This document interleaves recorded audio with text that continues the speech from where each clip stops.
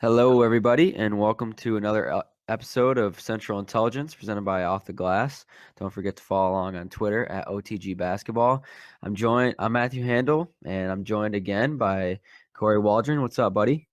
What's up, Matt? How you doing? We weren't able to do a podcast last week due to midterms and some work-related schedule issues, but we're happy to bring you this edition of Center Court of Central Intelligence It's been too on a long. Monday.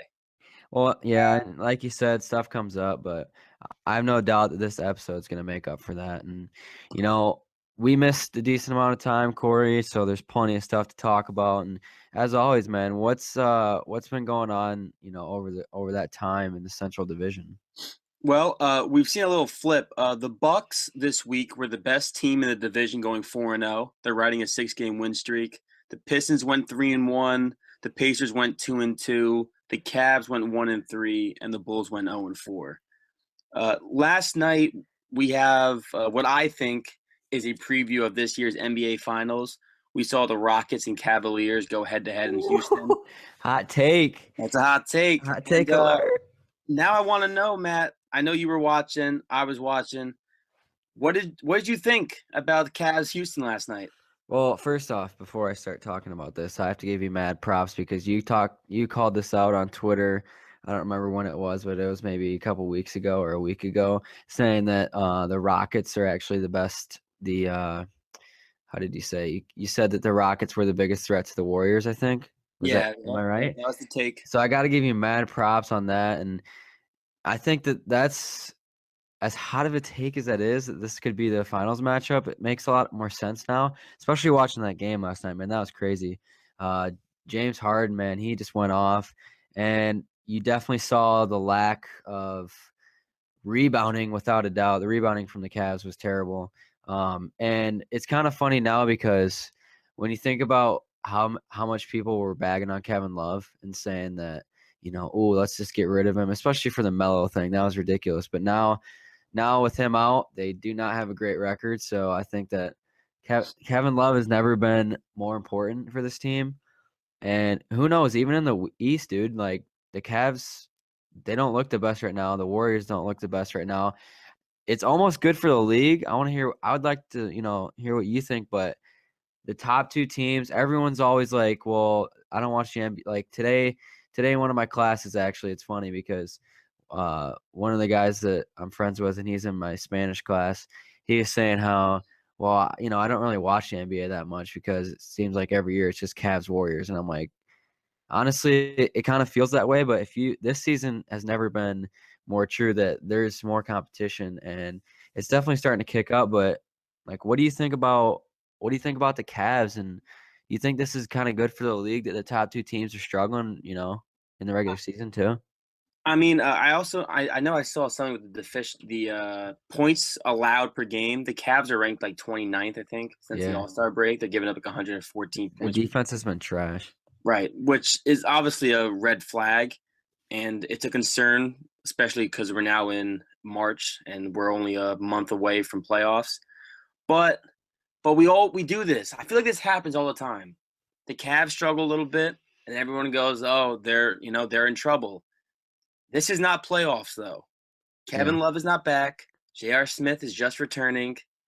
They had an acquisition today. They signed Larry Sanders, which I'm going to get your opinion on in a couple minutes. But the Cavs will be the best team in the East when it's all said and done. Yeah. So I don't think in the East there's really that much to worry about. But then, like when you look over the West, which I know we're not really talking about covering, they have a much tighter conference than the East. At the end of the day, the Wizards are playing good and the Celtics are playing good, but those teams don't have enough to beat the Cavaliers in a 7-game series. The thing that's the most enticing for me, I heard it on the radio show on the way home in the car, that, kind of struck me. The thing about the Warriors and the Cavs, like, how you kind of said it's not the playoffs, so kind of turn it up. And I think a lot of fans have bought into that.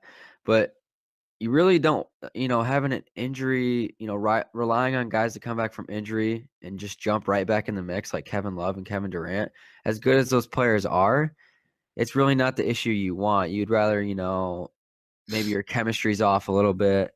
I just think that coming back from injury is probably like, you can't really rely on it, even though These two teams have been good. They've proved themselves. I think it's a lot. I think it's more open than people want to give it credit to. And I know this This is the regular season.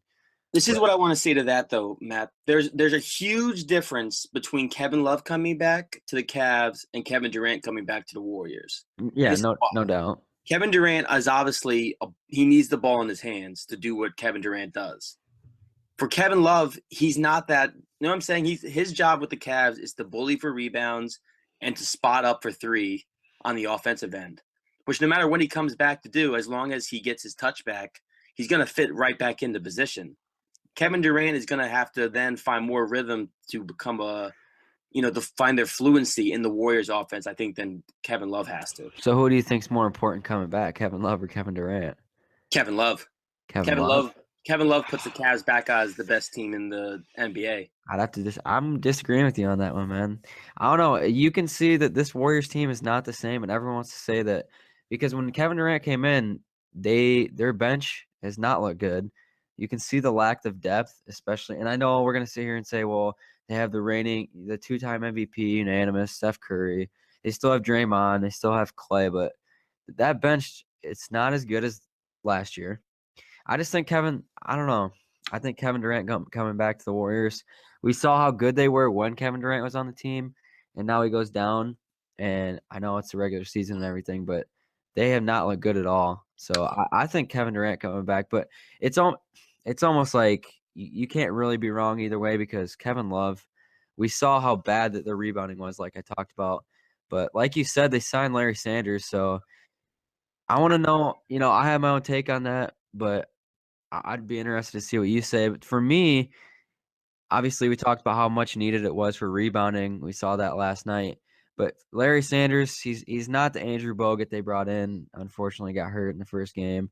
But he's kind The of an first minute, not the first game, yeah, first minute, 58 yeah. seconds. Okay, yeah, that's. But I mean, for Larry Sanders, he's kind of an injury plague too. I know he's taking a year or two off, so he's coming back. What do you think? I want to ask you this: what do you think he'll give them, first of all, and how long till he kind of gets into that flow of this rotation? I don't really think the Larry Sanders signing is anything. Like you said, he hasn't been in the league for 2 years now. So how NBA ready can his body be, or is he? Yeah. I know I saw some reports that he didn't look shockingly impressive during his workouts, but he's But another body who can help Cavaliers rebound, which we've seen them struggle, especially last night against the Rockets. you And think? of course, it's Let like me Derek Williams. He's playing alongside LeBron James. LeBron will get the best out of Larry Sanders, just like he does everyone else he plays with. Which is let me ask you this, Kory. Do you think if they wouldn't have signed Larry Sanders and they would have waited till Kevin Love come back, do you think they would have been fine, or do you think that this is something they needed to do? I don't think it was needed to do. I think it was just one of those things where they wanted another big to help rebounding, which is why they got Bogut. So when they lost Bogut, the second option was Larry Sanders. I don't think They this kind of felt impacts pressure to do Kevin Love at something. all. Yeah, I think they'd be perfectly fine if they wouldn't have made a move. But this one's kind of enticing to me because who knows? Maybe I mean this is kind of a low risk, high reward. Like what if this didn't really cost him that much, and what if he comes in and he can get some rebounds? I mean, it definitely can't hurt him. We saw last night they need something down low. But I don't know. I mean, there's worse guys out there than Larry Sanders. There's probably better ones out there. But I think for the end of the season, this is a decent pickup. I mean, you're not risking it. You didn't trade for him, obviously, because he's not on a team. But like you said, if he doesn't look that impressive, he hasn't been in the NBA for 2 years. That's kind of a big deal. I mean, for what it's worth, too, for his career, he's only averaged 6 points and 5 rebounds. So it's not even like he's been a high volume rebounder in general, but he I, averages 1.8 blocks per game. So I guess it's a slight increase around rim protection. I don't know. I don't think the stats kind of told this entire story because I remember when he was in Milwaukee, he brings that toughness that you can't write down in the box score. But yeah, I mean, 5 rebounds a game really isn't that impressive. But I mean, yeah, and in his best season, Matt, he averaged 9.8 points per game, 6.3 rebound. Oh no, I lied. 9.5 rebounds, 9.8 points, and 2.8 blocks in his best year. that's what was that with the Bucks. Yeah, it was 2012, 2013. He was 24 at the time. I mean, So he's what, 26 now? No, he was 26 2 years ago, so he's 28, 29. Oh, okay. So But he's not you know, he's no spring chicken, but he's he's not arguably in the prime of his career if he had kept playing basketball. true. So I mean, I don't, if you're a Cavs fan, you're not too excited, but it's something that, hey, you know what? This guy's proven that he can do something in his career, whether or not he still has that after that little break from injuries. But it's low risk. And I, again, the Cavs signed him to 2 years, so the Cavs plan on having him on this roster for more than just the playoffs this season. this wasn't just like a temporary plug. Right. This was I think they're looking at more of the future as well, because they've seen how bad they are when they don't have that presence. Kevin Love goes down. Tristan Thompson didn't look the same last night. I know he's known more for the offensive rebounds, but man, I don't know, most of the time he didn't look like he was boxing out very well. I mean, they were getting tore up from every position. Patrick Beverly was streaking down the middle and getting rebounds from the point guard spot. So We also definitely. saw James Harden play defense last night, Oh man, that was ridiculous. That block on Kyrie, and that was a phenomenal defensive that was possession. crazy. I don't know. He's one of the players we could go on about this for You know, two you know what's hours. funny too, Matt? It's a little bit off topic, but I feel like every night when you watch LeBron James, James Harden, Russell Westbrook, Kawhi Leonard, after every time watching them play, who I think wins MVP changes every Yeah. night. It I just I seems love like, it though, dude. It's so Kawhi should be MVP. And then I watch Westbrook. Oh, Westbrook should be MVP. Then last night I see Harden. I go, you know something? That James Harden could be MVP. it's like that's the same thing with all the TV networks, dude. Every time after a big game, after Kawhi's big game, and he got what was it, drug tested? They Yeah, the they were block. like, Oh, after they beat the Rockets. yeah, and they were like, oh, Kawhi for MVP, and now it's like James Harden MVP. So like you said, it's like when LeBron, he had back-to-back triple doubles, they're like, oh man, we got. I mean, I feel like LeBron kind of caps out at all they say is, don't forget about LeBron. It's never LeBron James for MVP. I don't know. I think he'll finish fourth. I think that he's going to finish fourth in the MVP, but that's another discussion. That's one that I think. I'll say I'll finish up with the MVP by saying that it's really good for the league. I don't know. I think it's really drawn in a lot of people. Even my dad, who doesn't really watch the NBA anymore, he's kind of throwing in his 2 cents, because really the thing is, like, no one really has a formula for MVP. Everyone's MVP is different, which I think is part of the problem. Yeah, I But know that my opinion for MVP is different than a yeah, lot. but that's Well, let's move on to the Cavs obviously struggled this past week, but there's another team in the Central that is struggling far worse, and that is the Chicago Bulls. The Bulls fell out of the playoff picture earlier this week, or late last week, and are now on the outside looking in as they've lost 5 in a row. Matt, what is going on in Chi-Town? well. Here's the thing. I think they're feeling sorry for themselves, Corey, and let me explain. We saw D Wade, what was it, yesterday or 2 days ago? He came out and he was upset with management and he didn't want to answer these questions. Well, which is the first thing, you have to answer these questions, D Wade. So I'm sorry about that. But I don't have any sympathy for the Bulls. They let go of Taj Gibson and Doug McDermott. So I don't know how the players or the management expected to get any better, if that makes sense. You let Mm-hmm. go two of your biggest pieces. And the Rondo thing was a disaster. And I think an NBA, not even an expert, but people like us who know the game, we kind of saw that coming. So I don't really know what they thought was going to happen this year. Maybe an 7 or 8 seed, 6th or 5th at best. But what do you think? Did they expect? Am I missing something here? Like, I thought that the Bulls weren't going to make the playoffs this year anyway. But I don't know why D Wade's that. I mean, I could see being angry at the Taj Gibson thing, but it didn't seem like anyone was saying anything about that. Like, so why come out and say it now? I think Wade is just finally realizing that he made a terrible career move.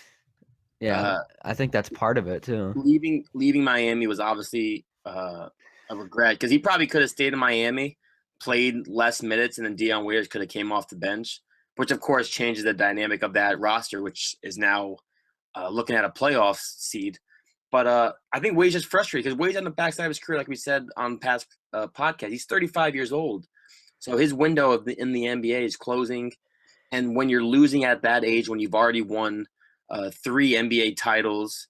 It's got to be frustrating. And guys like Jimmy Butler, there's just no consistency. You have 5 point guards on your roster, none of whom can shoot.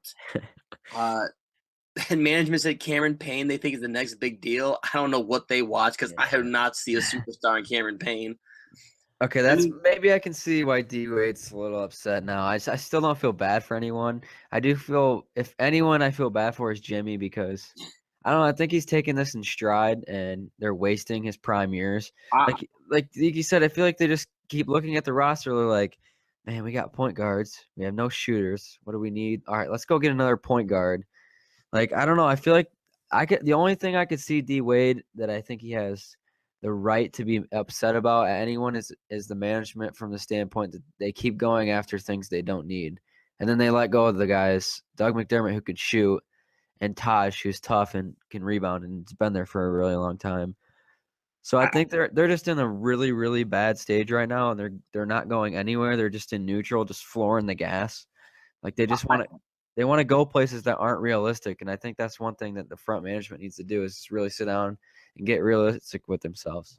Well, I know that they were torn because I think I don't remember who, but one of in the Bulls organization. Some people think they should rebuild, and the others think they should, try to make the playoffs and compete. And I strongly believe that this year's NBA draft, we're going to see Jimmy Butler get traded. Really? I do believe he's going to end up in Boston, more so now than I did at the trade deadline.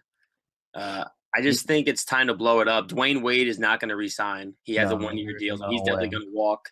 Well, what do you think? What do you think will happen? You said he might go to the Celtics, Jimmy, but what do you think will happen if the Celtics have a really deep run in the playoffs? Though I'm talking, what if they, take the Cavs to 6 or 7 in the Eastern Conference Finals? Do you think they'll still want Jimmy, or will that be even more reason to get Jimmy because they're there? Exactly what you just said. It'll be even more reason if you come up a game or 2 games short against the Cavs in the Eastern Conference Finals, and you were highly contested, and the reason you lost was LeBron James.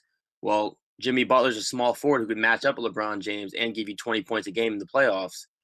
So it's kind of like a win-win for the Celtics. Like if you don't do well, that's reason to be like, okay, we need more star power. And if you even get close to the finals, like if you make it to the Eastern Conference Finals, that's another reason. Like you said, if it's like, oh, we lost because of LeBron, and that's another reason in itself to go after Jimmy. So I think that carries a lot of credibility for that statement. I think and following this March Madness, the tournament obviously starts this weekend or later this week. You're going to see the top draft prospects with pressure on their shoulders finally, in the biggest games of their college career. And who knows, maybe Chicago sees something in Lonzo Ball or sees something in Fultz, and they go, something? Let's trade Butler. Let's get those draft picks from Boston, and let's just completely rebuild the Chicago's team. It'd be a win-win for both teams, but what do you mean, Kory? The Hawaiian tournaments at the beginning of the year there's no pressure on the players? Okay, there's pressure, but you tell me who won any of those games? I'll wait. Nope. You're gonna be waiting a while, pal.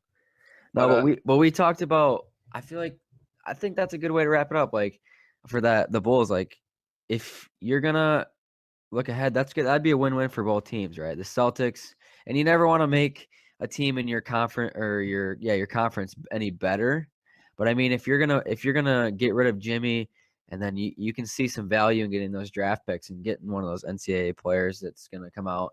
And I think this is a good time for the Bulls too. I know it's we don't really talk about college basketball that much, but I think they might be keeping their eye on March Madness a little bit more than a lot of teams because there might be some players and they like in there. But Denzel Washington last night looked pretty good against the Celtics, or yesterday. He had a nice little stretch there. So Valentine, some rookies get some time too. Denzel Valentine or no? Yeah, Denzel Valentine. But we talked about, this is a team that's kind of on the down end of the division, but another team, the Bucks, who we kind of talked about, on that 6-game winning streak. They're now in the playoff race, an 8th seed, and I want to take back one of my not take back, but kind of point out that I was wrong. I did say they weren't going to make the playoffs. I want to get your take. You think they're going to make the playoffs? And what's kind of been the biggest key for this 6-game run? Because a lot of people, including myself, thought they were out of this when Jabari went down. Well, when we both did, I still remember it was either episode 2 or 3 when Parker went down with that knee injury. So I still don't think they make the playoffs, Matt. I gotta be honest with you. I think Miami's gonna take that 8th seed. Miami's just playing really good basketball, but the Bucks are playing well, and a key reason for that is Middleton. Middleton came back. He's off his minutes restrictions. He's playing 30-plus minutes a night. He's been giving them 15 to 25 points every night. Brogdon, you tell me who's rookie of the year. I'm going to say it's Brogdon at this point since Embiid's out. Really? I don't think there's anyone else who's really sticking out that much compared to Brogdon. It's tough. I don't know. He went under I think all the other rookies. I mean, Embiid was kind of under the radar because no one knew what was going to happen. But the rookie of the year race is another one, just like MVP. It's kind of up in the air.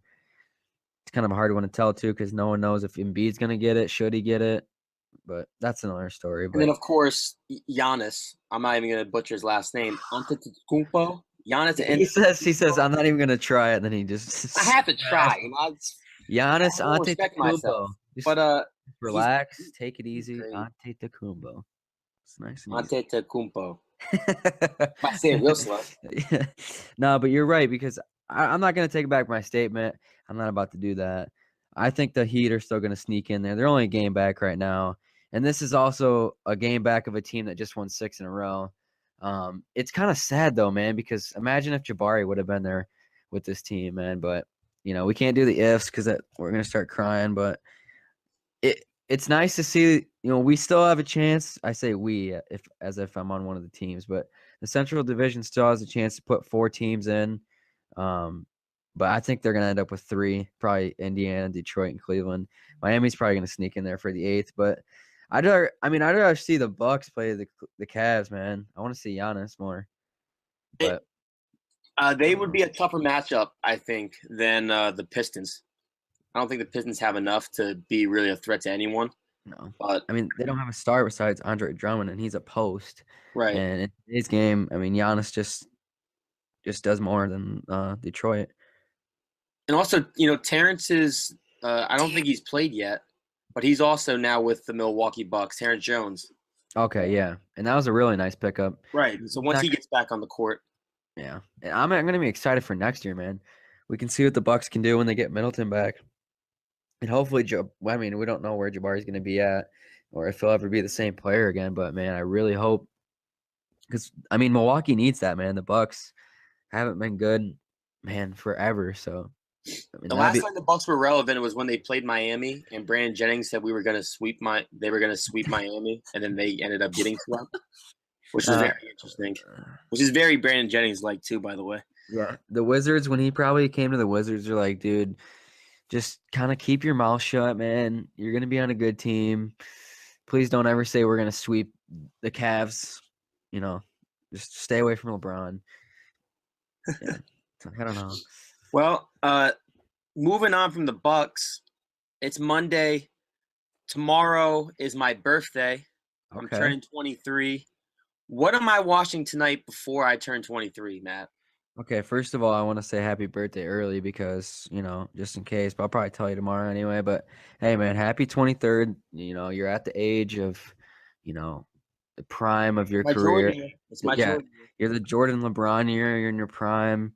So, live it up. But, I'm going to give you an early birthday present, and it's going to be the Clippers. They're going to go out to Utah. They're going to take on the Jazz. It's not nationally televised, so, your cake's missing a couple candles, but you have League Pass, I know, so you're gonna be lucky for this one. Clippers, Jazz. We got the Hayward Jazz, man. They got to make a statement. They have been all year, but the problem with being out in Utah is you're not going to get much coverage, even with the great year. These teams actually have almost an identical record, and the spread right now is dead even. So this game really intrigued me when I went through and looked at all the games, and overall, even win or lose this game for the Jazz, this is time to respect the Jazz, man. I don't know how deep of a run, with as stacked as the West is. But this team has looked really good this year. What do you think? Like, you think I'm overplaying the Jazz this matchup? What do you think on this one, man?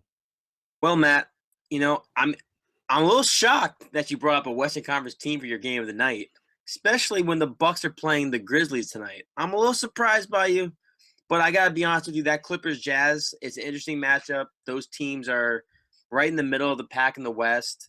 Uh, every year we say the Clippers could be a contender. They seem to let us down. Utah has looked like a contender the latter part of this season. So I like that. That's an interesting matchup. And if you have League Pass, I would probably suggest watching that as well. I don't think it's overhyped. I like seeing Gordon Hayward, another guy who I've liked since his Butler days. That's an interesting matchup. I will be tuning in. And we talked about, you got the big birthday tomorrow. What's are you? We got that big game tonight, but what are you gonna celebrate? Which game are you gonna circle on the calendar going forward? Well, this is also my game of the week. To be honest, leading up to our Friday show, Pacers are playing the Knicks tomorrow night in Madison Square Garden.